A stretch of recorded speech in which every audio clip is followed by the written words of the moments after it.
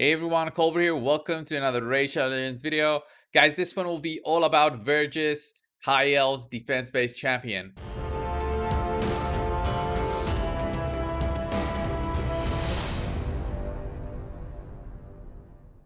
So guys, Vergis, the High Elves defense-based champion, he's got over 1,000 reviews there.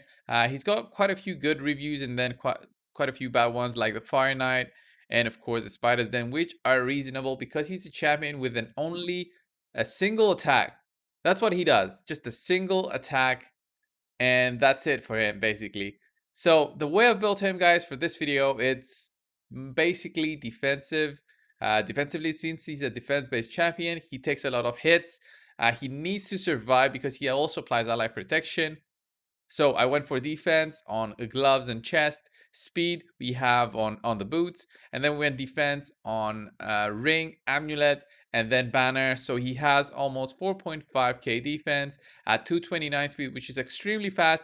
I know this is not a specific guide for him, but this is like a spotlight of what he can do to a team and what he can bring basically for a team to help it survive. So I didn't care anything about his resistance and accuracy, although resistance, maybe we could have gone resistance instead, maybe 250 resistance, because we're going to use him in the ice golems, guys, and 35,000 health in there. So the reason that I built him like this, guys, with very high defense is because he gets a lot of damage done on him through others. And the only real way to mitigate that is when you have high defense on him. So he's got an A1, guys. Let's look at his skills. Pierce, attacks one enemy, 40% chance of placing a 30% reflect damage buff on a random ally for 2 turns. This is good when you want to go for the Fire Knight, but because it's not an AoE buff, it's not very consistent, and there's much better champions that you can use in there. That's why he got a bad rating for the Fire Knight. It's totally reasonable. Other than that, the reflect damage buff is nice. It's not game breaking, and of course the chance to apply is not even 100%, so it's like 50% chance. It's still okay. It's whatever. It hits for whatever it hits for. And then he's got Aegis, his A2, and on a 3-turn cooldown with just one book, guys. Plays a 15% continuous heal buff, 30% increased speed buff, and a 30% reflect damage buff on a target ally for 3 turns. So he can definitely support with 3 buffs in there. Definitely helps a ton. Any members survive and become a bit faster, have a reflect damage buff, and it's a 3-turn duration buff. And then also plays a 50% ally protection buff on all allies except this champion for 2 turns. Plays a 60% increased defense buff on this champion for 2 turns. So that ally protection he gives on everyone and then applies an increased defense on himself, because basically Verges knows he's gonna die. If he does not have high defense, he's gonna die. All the other allies are gonna get attacked, and that 50% ally protection is basically gonna mitigate that damage instead on your your other allies. It will go on Verges, and then that's before it actually hits Verges, it's gonna go over his defense, and then it's gonna hit him. So that's why he needs a very high defense. And then his passive, guys, plays a shield buff on this champion equal to 10% of their max HP for 2 turns whenever this champion loses 10% or more of their max HP from a single hit. So this definitely helps when you get those big hits going. He puts down a small shield on himself, and then also has an active effect. Plays a 15% continuous heal buff on this champion for 2 turns every time their HP drops below 50%. So he's a definite carry for an ally protection. He is the example of all other ally protection champions should be. Like if this was also the kit on Skullcrusher, he would be just a crazy good tank for using that ally protection. This is so cool on him, and you're gonna see it in action even at level 53, guys. And then finally, he's increased defense by 33%, makes him just more tankier than that. That 33%, guys, only applies to his base defense. It does not apply to the whole amount of defense that he has.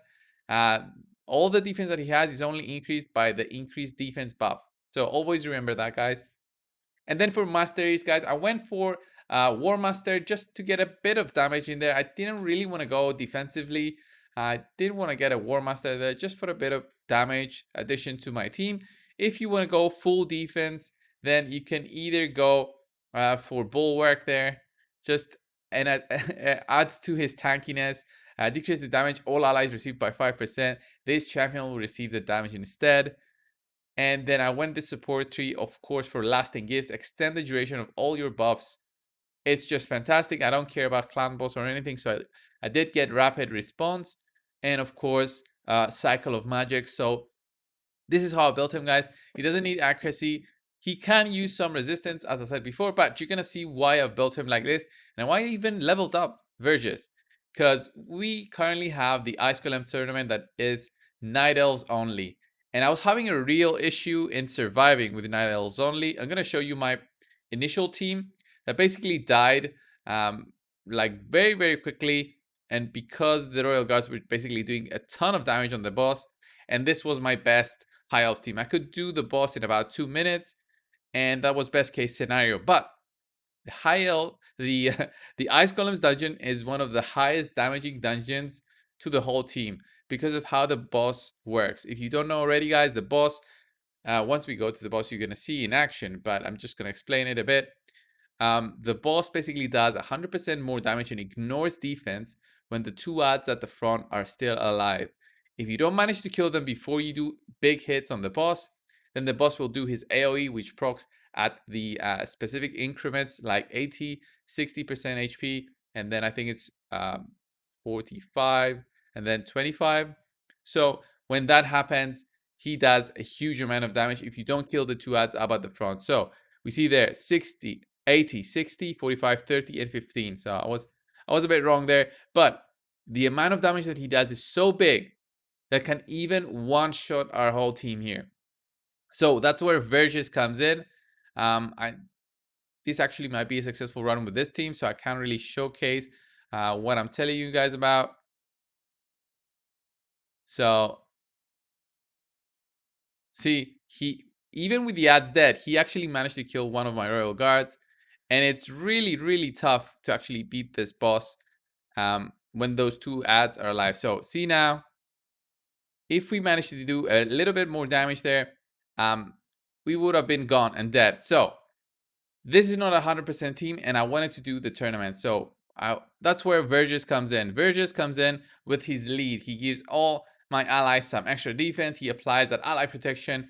This team becomes from about a 70 to 60% efficiency, losing all that energy in failed attempts, to 100% team. This 100% team just helps me finish this tournament, and Vergis proves his worth and is definitely a solid carry. I'm not saying that you have to do it only for this kind of tournaments, but if you're really struggling with dungeons, Vergis is going to be the one that's going to protect your squishy targets because of that ally protection, that increased defense buff on himself, and also all the buffs that he provides. Like, look at all that. Look at all those buffs on Arbiter. I don't even know why they went on Arbiter, but whatever. It's still fantastic. You can even run a Seer with him because of the amount of buffs that he applies. Put him in a shield set with Seer. It's going to be huge. The shield set is also going to help him with the shields that he also applies on himself through that A3. It's just going to be adding to how amazing he is. So yeah, let's go and see the boss. I want to see the big hits and how Vergis helps my team survive. Of course, you see Royal Guard keeps dying. That's why I run Arbiter in this team, because he will always die in these runs when you're running an Arbiter. When you're not running an Arbiter, and he'll stay dead. So Arbiter is there to basically revive. So here we have a bit more control. We only have one Royal Guard. Now we have the ally protection. The boss is going to go in a bit. And when the boss goes, nobody's going to die. Just because of that ally protection, I think. If we manage to kill that ad, definitely nobody's going to die. So, see, barely moved our health. While before, on that previous run, he destroyed us. Look at this. Look at this. The ally protection wore off. And no, I think we still had ally protection, but the two adds were up. So the damage was huge, but every other member of my team is still alive. We're at a good place, and we should be able to finish this at about 3 minutes. That's all it takes to do these runs. There's the ally protection again. We finish off one of the adds. There we go. We see Vergis almost down. But because we also have Arbitrary there, our team is going to be 100% there.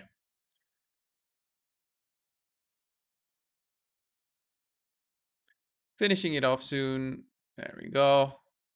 Look at that, that shield, and also healing over time that it's applied on him. He's got 5 buffs. He's being a solid tag. I just really love Verges for these kind of setups, really tanky setups. And the way that I would run him is either speed sets or a shield set. That's it. But I really want to try him with Seer as well with a shield set, because I think the amount of buffs that he gives is going to be like increasing our Seer's damage by a ton. And now Royal Guard should go and actually do the finishing hit anytime now. That's the first time he did an A1. You see how many times he died? That's why you need a reviver here. And Arbiter is great because she cycles through the revives extremely fast because of the amount of speed I have on her. She's like 340 speed.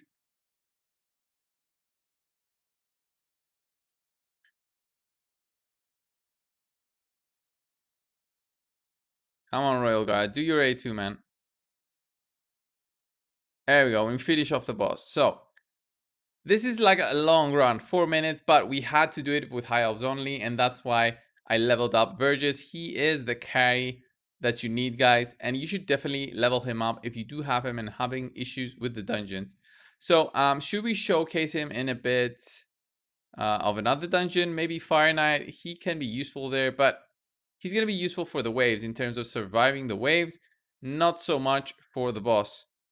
Because of just the single tag and hit. Before we close off the video, of course, we're going to do the draw for today for that ticket. As you guys know, every single day we do the ticket draw from the previous day's video based on the commenters below, and then we do a random picker.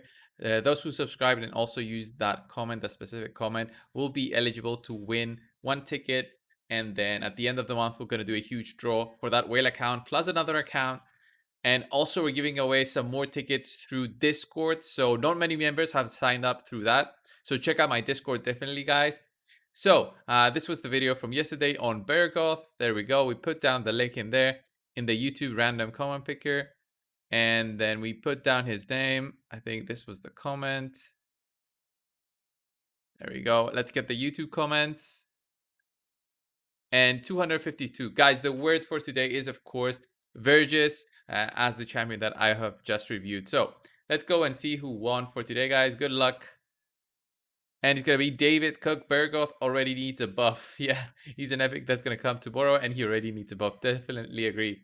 So there we go, guys. So Vergis, guys, as I said before, run a speed set or a shield set is going to be fantastic on him, and you're going to showcase how strong of a support he is to your whole team. Help the team survive those big hits by the Ice Golem's boss, which when you don't have a decreased attack, it's going to be huge. So definitely a solid carrier, and definitely should be a member of your team whenever these kind of tournaments come up. And whenever I have another High Elves tournament, he's going to be a member of that team because he definitely helps my team survive. And Ice Golem definitely sucks. Thanks a lot, guys, for watching. Subscribe if you haven't already, and I'll see you in the next one. See you guys.